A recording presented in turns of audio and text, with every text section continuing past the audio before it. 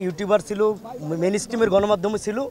তো সেই জায়গা থেকে আমি কয়েকজনকে বললাম, যেহেতু ময়ূরী আপা ইন্টারভিউ দিতে চাচ্ছে না গরমের মধ্যে, তো একটু সবাইকে সরিয়ে যেতে। কয়েকজন সরিয়ে আসলো, কয়েকজন ছিল। তো পরে আমি চিন্তা করলাম, ময়ূরী আপা যেহেতু অনেকবার ইন্টারভিউ দিছে এবং ওনাকে চিনে, তো ওনার মেয়ে আর ছেলে দেখলাম একসাথে যেহেতু আছে, তো আমি চিন্তা করলাম যেহেতু স্টার কিডদের প্রতি সাধারণ মানুষের একটা আগ্রহ থাকে, তো আমি ময়ূরীর মেয়ের সালাম দিয়ে অ্যাপ্রোচ করলাম যে আপু, আপনার আমি একটা ইন্টারভিউ নিতে চাই, আপনার মায়ের সিনেমা দেখেন কিনা বা কেমন লাগে এখন। তো এইটা শিবাশানু ভাই পাশ থেকে, আমি যেহেতু উনি মিডিয়ার না, সাধারণভাবে নাই বলে, তো আমার জায়গা থেকে আমি যতটুকু পারি কনভিন্স করার ট্রাই করতেছি। এইটা শিবাশানু ভাই নেগেটিভভাবে নিয়ে সে মনে করছে আমি ইউটিউবার।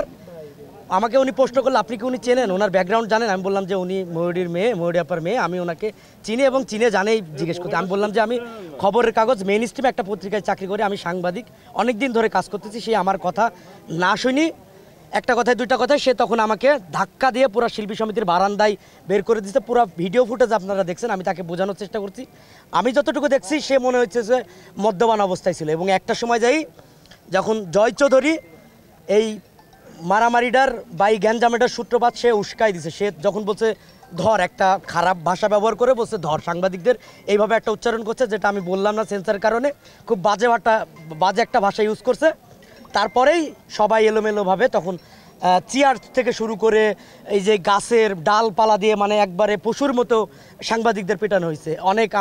অনেক সহকর্মী, আমাদের ডিওপি, খবরের কাগজের ডিওপি, তার 8টা সেলাই লাগছে, সে এখন ঢাকা মেডিকেলে ভর্তি আছে।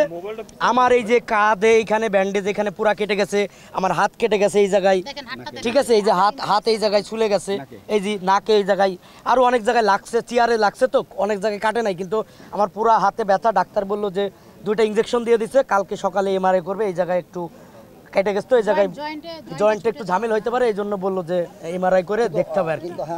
না, এইরকম কোনো কিছু হয় না, এটা সম্পূর্ণ মিথ্যা কথা। আমি কোনো ইউটিউবারকে মানে কোনো ধরনের কোনো কিছু প্রশ্রয় দিই, এবং আমি সবসময় চেষ্টা করি কাজ যতটুকু করি, যে আমি আমার নিজের মতো করার চেষ্টা করি। এবং আমি প্রশ্ন এতটুকু বুঝি যে আসলে কাকে কোন প্রশ্ন করতে হয় এবং কতটুকু বাইন্ডিংস দিতে হয়। এবং আমি যদি কাউকে কোনোভাবে প্রশ্ন করি, সেটা আমার তার সাথে আগে থাকতে একটা কথা হয় যে আমি এই ধরনের প্রশ্ন করতে পারি। তো যেহেতু একজন মেয়ে, তার কাছে আসলে কী ধরনের প্রশ্নই করা যায়, তো এইটাই ছিল আসলে এই ঘটনার মূল বিষয়। তারপরে তো আপনারা দেখছেন যে পুরা একদম এফডিসি, মানে এমন মায়ের মনে হচ্ছে যে একবারে মানে ইয়ের মতো পিটাইছে, মানে ছাগলের বাচ্চার মতো পিটাইছে সবাই। আমি ছাড়াও আরও অনেক বাংলা ভিশনের একজন ডিওপি, তারপরে দেশ টিভি চ্যানেল 24 এক ভাই, তারে মারছে, এবং নিউজ 24 ক্যামেরা ভাই আমারে যখন একটু বাধা দেয়, ওনার নাম আরিফিন ভাই, উনি আমাকে সেভ করতে গিয়ে উনিও নিজে মার খেয়েছে এবং ওনাকে প্রচণ্ড লাঞ্ছনা করা হয়েছে। ওখানে না, ওখানে আমার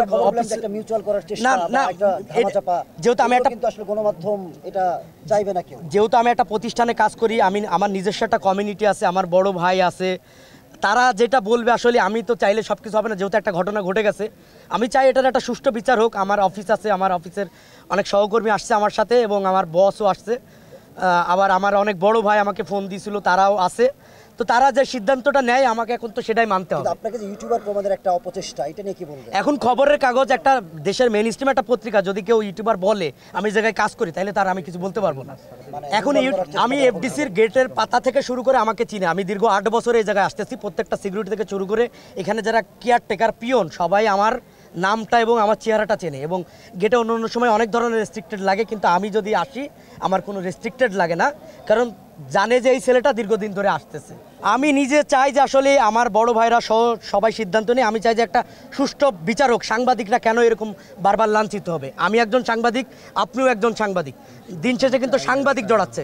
ইউটিউবও কিন্তু বর্তমানে একটা প্লাটফর্ম, তাকে কিন্তু ছেড়ে মানে আপনি এড়াই যাইতে পারবেন না। আসলে এফডিসির অনেকেই তাদেরকে ডাকে, এবং এফডিসির বড় বড় নেতারাই তাকে, এফডিসির বড় বড় নেতারাই তাকে পাশ দিছে। যেরকম প্রধান নির্বাচন করা ছিল খসরু সাহেব, সেদিন স্বদেশ টিভি, এই টিভি, সেই টিভি, যেগুলো আমরা নামও দেখি নাই, কোনোদিন জীবনে দেখেও নাই তাদেরকে এফডিসি চেহারা। আপনারা যারা এখন আমার ইন্টারভিউ নিচ্ছেন, তারা আমাকে দেখছেন, এরকম লোকেরও পাশ দিছে এফডিসিতে।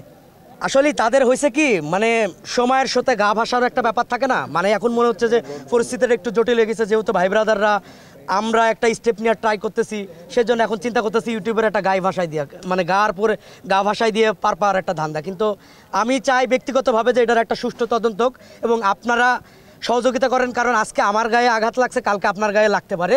তো আপনার এখন সব কিছু আপনাদের উপর নির্ভর করতেছে।